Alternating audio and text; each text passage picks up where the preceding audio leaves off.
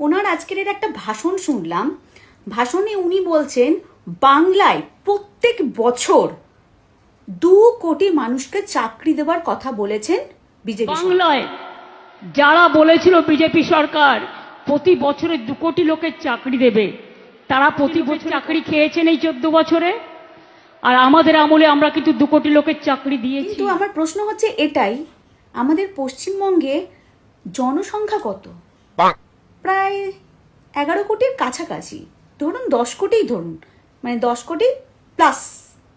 তো আমার বক্তব্য হচ্ছে যদি 2 কোটি করে প্রত্যেক বছর মানুষ চাকরি পায়, তাহলে তো মানে পশ্চিমবঙ্গের প্রত্যেকটা মানুষ, প্রত্যেকটা ঘরের প্রত্যেকটা মানুষ চাকরিজীবী হয়ে যাবে। বাহ! মিথ্যে কথা বলার একটা সীমা থাকে, মানে লেভেল ক্রস মিথ্যে কথা ভাবা যায়।